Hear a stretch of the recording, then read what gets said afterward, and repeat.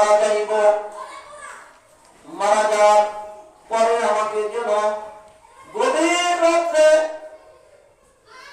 অন্ধকার রাত্রে আমার জানাজা শেষে আমার দাফন কাফন সম্পন্ন করা হয়। তখন লোকেরা বলল, আপনজনেরা বলল, ও ফাতেমা, তুমি তো সাইয়্যিদুল কওনাইন খাতমুল মুরসালিন হযরত মুহাম্মদুর রাসূলুল্লাহ সাল্লাল্লাহু আলাইহি ওয়াসাল্লামের কলিজার টুকরা, জান্নাতি রমণীদের সরদারিনী, তোমার জানাজার কথা শুনিয়া রাসূলের উম্মতেরা ওরে পাগল হইয়া যাইবে তোমার জানাজায় শরীক হওয়ার জন্য। তাই তুমি কি জন্য বলতেছো? বুঝে তো আসে না তুমি কি জন্য বলতেছো গভীর রাত্রে আমাকে যেন জানাজা পড়াইয়া দাফন করা হয়। তখন ওই জান্নাতি রমণীদের সরদারিনী হযরতে ফাতেমাতুজ যোহরা রাদিয়াল্লাহু তাআলা আনহা বললেন, ও আমার আপনজন, শুনিয়া দেখো, শুনিয়া রাখো, আমি তো আল্লাহ পাকের বান্দি।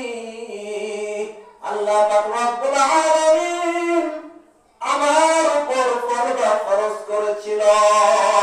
আমি তো জীবিত থাকতে বালিগ হওয়ার পর থেকে আমি তো আমার সাধ্য অনুযায়ী পর্দায় থাকার জন্য চেষ্টা করেছি, কিন্তু যখন আমি মারা যাইব আমার তো আর কোনো ক্ষমতা থাকবে না। তাই সেই ওসিয়ত করে গেলাম, আমাকে যদি তোমরা দিনের বেলায় আমার জানাজা করো, আমার লাশ দেখার জন্য মানুষ পাগল হইয়া আসবে।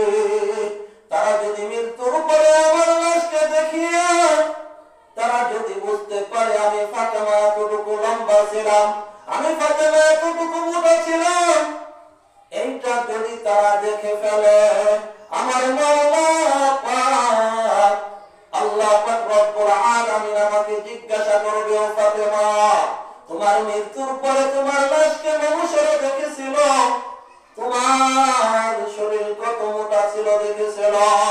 এই জিজ্ঞাসা যদি আমাকে আল্লাহ পাক রব্বুল আলামিন করে ফেলে, তাহলে তো আমার আর উপায় নেই।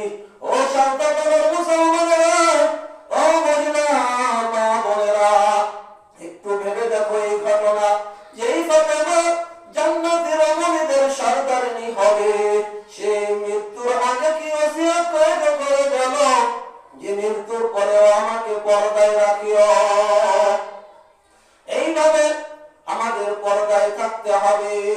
মা বোনেরা যদি পর্দায় থাকতে পারো, তোমাদের অনেক দাম।